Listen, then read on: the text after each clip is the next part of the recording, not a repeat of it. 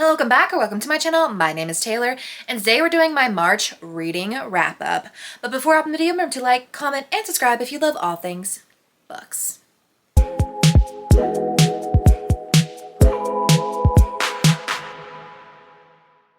Okay, so I finished 6 and like 3/4 because the 7th book I'm going to talk about I technically finished on April 1st, but it was an audiobook that I was listening to that I basically had an hour left of that I made it through on April 1st, so I'm going to count it towards March. But so in the month of March, we read 2 dystopian sci-fi, 1 horror novel, 3 romance, and 1 nonfiction. And our highest rating was 4.75, and our lowest rating, not including my no rating for my nonfiction, was 3.25. So it was kind of a mixed bag of a month. I had like half 3 stars, half 4 stars. And I did read every book physically except for my 1 audiobook, and it was pretty much a mix of YA and adult. And we had 1 really spicy read and then a lot of non-spicy reads. And in terms of my TBR, let's ignore the fact that I only technically made it through 2 books on my TBR that I picked out for myself, but I am determined in April to finally finish a TBR. Well, actually, no, I finished 1 TBR this year. No, I haven't finished any TBR fully. I'm determined in April to finish my TBR that I've picked out because all of the books are relatively quick, short reads, so that is the goal. But let's go ahead and hop into every book I read in the month of March. So March started out with a little bit of a lull. I was still in the middle of Restore Me by Tahara Mafi, which was on last month's TBR, and this is the first book in the 2nd arc of Shatter Me, so I can't really talk too much about what goes on in here. But if you don't know anything about Shatter Me by Tahara Mafi, we are following Juliet, who has been locked away for about a year because she is deemed unsafe or unstable because her touch is deadly. But when Aaron Warner, the sergeant or the leader of sector, I think it's 45, I'm not sure, of the sector he's in charge of, finds Juliet fascinating, he pulls her out in order to be used as some sort of torture device, and then we go from there as Juliet discovers herself and how much she really does not want to be held captive anymore. So for this book, we're picking up where the end of, what is the 3rd? Ignite Me sets off. So at Ignite Me, they basically conquered the dystopian universe, and now they're like, what is the aftermath of now having destroyed the dystopian government? And where does Juliet fit into all of this? For this one, I gave it 3.75 stars and 1 chili spice. So I will say, while I love the characters and Aaron Warner, we get his POV in this story now, so it bumps up to dual POV. I love Warner, and hearing his story is great, and I love the characters. However, it felt like a lot of this book was just sort of a setup filler bit of book to lead us into the plot line that Tahara wanted us to go into in the later books. So for that reason, I'm like, plot, characters, love, so 3.75. So, but let's just say Aaron Warner is our mentally unstable king. I will give him that. But I am excited to see how he goes in the next book. And then, of course, I had to read the novella that goes after this or goes along with, and that is Shatter Me. And this is the Kinji novella, and in this house we stand Kinji. Yeah, Kinji gets a little bit of romance. We get to see his POV, basically watching Aaron and Juliet implode on themselves throughout this entire book. And yeah, my golden retriever king. While I love Aaron, we all know in real life I'd go for Kinji. I'm just saying. 4.5 stars, no chili spices, because, you know, you can only do so much in 75 pages. Then we once again have me picking up a vampire book. And while it is not a vampire romance, I mean, I guess there's a little bit of a psychosexual element to this horror novel. Yeah, let's just say, if you know me and my channel, you've known that I struggle to really get into vampire books. There are very, very, very few vampire books and stories that I like. It's a 90% failure rate, and this was a bit of a fail. House of Hunger by Alexis Henderson is an adult horror sapphic novel following Marion, who's lived her entire life in essentially the slums of England during the during the Industrial Revolution, and she is sick and tired of being beaten down by the world, and she sees an opportunity when she applies to be a blood maid for the House of Hunger, and Lisbeth is the head of the House of Hunger.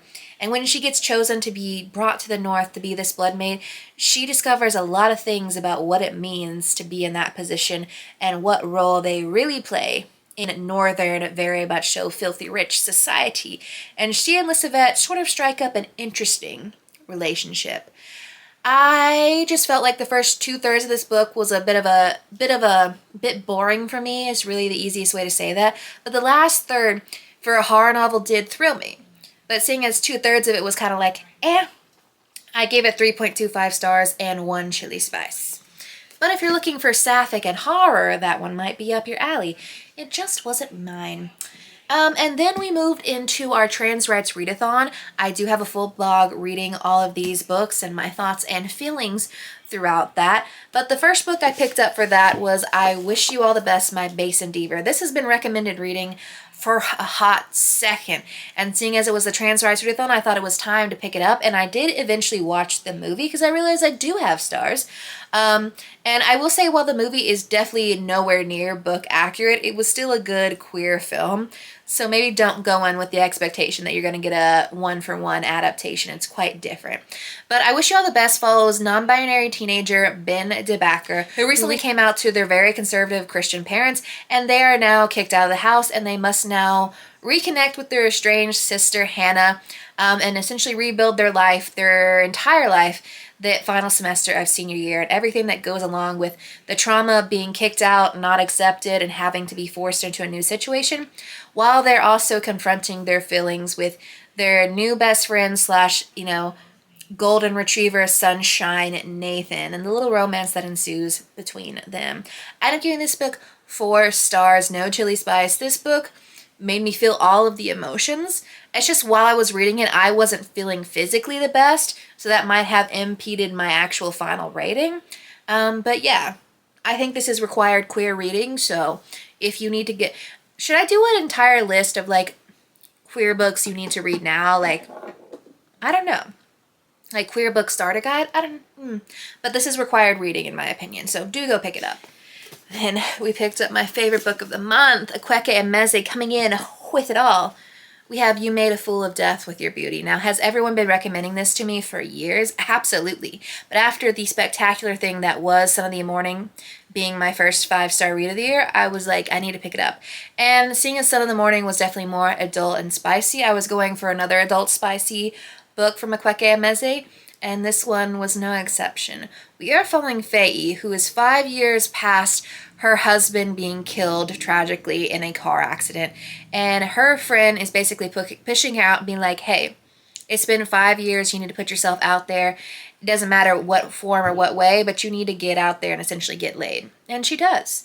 And through this experience, she meets a guy, starts a situationship, and then when he offers to take her to Jamaica or the Bahamas, I can't actually remember. When he offers to take her home for a good work opportunity and a nice tropical vacation, she starts to fall for his dad. So it is spicy, it is age gap, it is hella messy, and there are definitely some triggering things that go on in this book. But 4.75 stars, 3 chili spice. This is a summer read if I've ever read one. Please do pick this up on your summer reading. I'm so excited. Akweke Emeze is going up there with my top favorite authors, I think. I'm definitely putting them up there.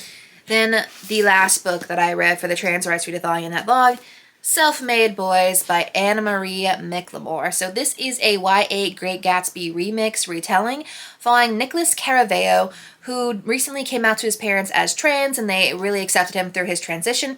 And now he's looking to repay them or pay them back by going into the big city and with some big city dreams and big city money to send that, money home.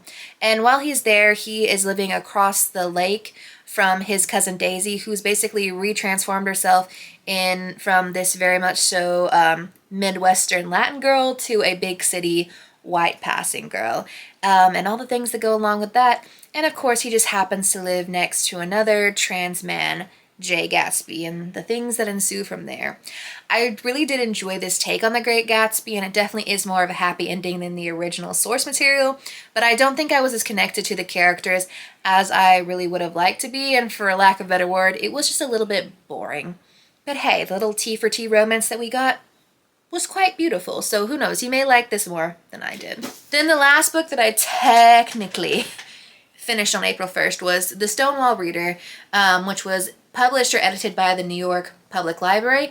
This is a collection of stories and essays and accounts from the 1950s to 1970s, following pre-Stonewall, during Stonewall, and after Stonewall. So the Mattachine Society, the House of Bleedus, Stonewall, the Compton Cafeteria Riots, and then the Gay Liberation Front. And everyone who sort of took a part or had some sort of active role in Stonewall and everything during that time.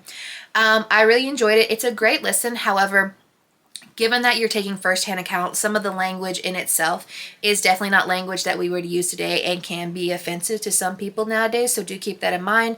But I think it's important to always stay apprised of your history, your queer history, and I know given everything we're seeing, particularly with trans rights and queer rights, they be trying, and then the book bans they're trying to force right now do support, promote queer books, queer literature by queer authors, and learn up on your history, or yeah.